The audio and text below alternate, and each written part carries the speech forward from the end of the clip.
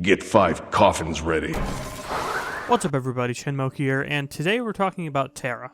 Terra is a Guardian who you'll mostly see as a support, but if Guardian solos are in the meta, she can hold her own there as well. Terra will usually build the meta support builds, with an item replaced by Lotus Crown, which is a no-brainer, unless it gets significantly nerfed at some point. Voidstone and Stone of Binding are good choices too, but just keep in mind that if these items are weaker than when I recorded this video, your risk for using them increases. So as for Terra's ability, I'll be breaking them down out of order since the passive and the first ability have multiple interactions with their second and third. In Terra's second ability, she summons 2 walls facing one another. She can reactivate this ability again to smash the walls together, damaging and stunning all enemies caught between them, then despawning them.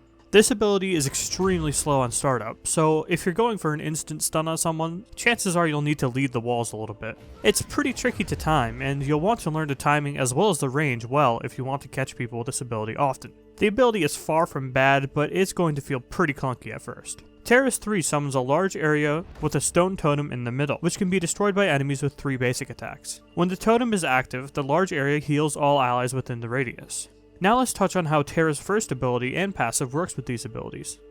Terra's passive gives her immunity to knockups while she has her 2's walls and or her 3's totem active, and this buff lasts for 3 seconds after the walls or totem have despawned, whether by her hands or another's. She also gains empowered auto attacks in this state, which deal additional damage and slow enemies. This isn't super impactful by itself, but the slow definitely helps when it comes to peel and engage, and the auto attacks becoming AoE in this state also helps her clear in duo as well as solo lanes. This passive is represented by glowing, bulky stones on Terra that aren't normally there, notably on those beautiful, broad shoulders. Now for Terra's first ability. Terra dashes forward. Okay, yeah, that's not all it does. When Terra hits her 2 with this ability, the wall explodes in a cone AoE in front of her, and Terra is given the ability to dash again if she so chooses. This option does truly colossal amounts of damage to both gods and mini-waves, but obviously something that is very easy to react to, and is usually just done for finishing off retreating enemies or clearing waves. When her dash connects with her 3's totem, however, the area damages and roots any enemies inside of it, and switches from a healing aura for allies to a damaging area for enemies, ticking for low damage every half second. Once again, Terra is given the ability to dash again if she so chooses. This is the engage combo you will see most often with Terra, as it's the easiest to confirm and gives her multiple options with how she wants to use her 2 and her additional dash, which we'll discuss later. Just keep in mind that this is once again very reactable, so try to put your totems 3 at max distance of your dash. Now for Terra's ultimate. In a large area around Terra, she grants a damage mitigation buff of 5% and a healing tick on every ally, with a large heal proccing when allies are hit 4 times by enemy gods. Enemies caught in the AoE take 5% more damage from all sources, and when they are hit 4 times take a burst of damage. This is a great tool for capitalizing on already good fights for your team, or for turning an otherwise bad fight into a good one. The burst damage being literally unavoidable to enemies and hard to time in Aegis to, as well as simply dealing a lot of damage, makes it truly formidable. And the way the ultimate sort of says to your team, play as you normally would, you're just stronger now, means that it's easy for your teammates to play around, and by extension, hard for your enemies to play around. The only real counter to Terra ult is to simply walk it out, but sometimes, especially when Terra is on a more aggressive team, this simply isn't an option for your opponents. So let's get into some of Terra's combos. 2.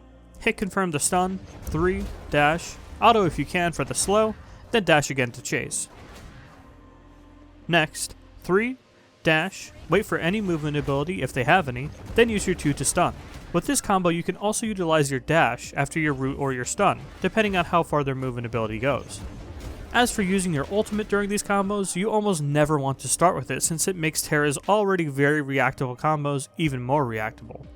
If and when you ult, the entire enemy team is bound to just turn tail and run and wait the ultimate out, so you have to use it sparingly.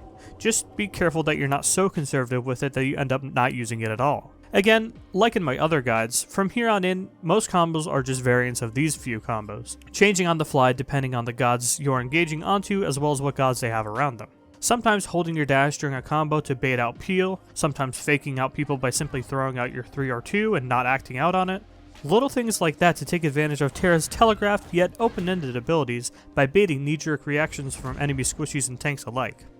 With that out of the way, let's get into our matchup charts. With assassins, Terra herself rarely has to worry, but one of her bigger weaknesses is her lack of fast, significant peel for her teammates, outside of her ultimate. Her slow, reactable crowd control often means that any assassin with beads or magis is going to have an easy time ignoring your CC and just plowing your squishies.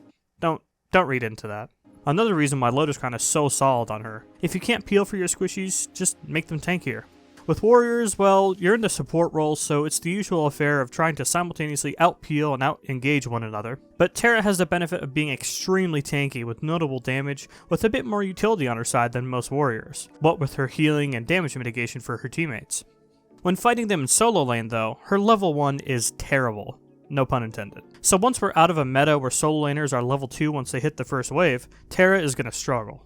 And even then, she uses copious amounts of mana to clear. And even so, her clear isn't all that great, so if her blue gets invaded, she can have a really rough time. That said though, fighting them in lane isn't all bad. She has respectable damage and of course is very, very tanky. As for hunters, Terra usually has a good time. She is very difficult to shred through. And while it's uncommon, her walls can genuinely be a problem for some hunters, if placed in such a way that they can't auto through or around them. Naturally, the ones she struggles against are the ones with quick and easy get out of jail free cards, or with easy self-peel of their own. Mages can be easy pickings for Terra, but there are some with fast movement that outranges her abilities, or easy crowd control that can easily stop her dashing in her tracks. At the end of the day, she is good into mages, but a lot of them have easy answers for her game plan. With Guardians, Terra either really struggles or can just sort of ignore them. I haven't mentioned it up until now, but cripples or large AoE hard CC abilities are just going to completely stop any attempt to dash into your 3 or your 2 before they actually connect. This is where Terra's mind games with her 2 and her 3 come into play most. If you do the same flowcharty combos over and over again, you're going to begin getting stopped in your tracks anytime you try to make a move. So try to keep it crafty, especially when in the face of any high CC AoE Guardians. And that pretty much wraps it up for my guide on Terra. Was there anything I missed? Anything that you liked or didn't like? Let me know, and thanks for watching.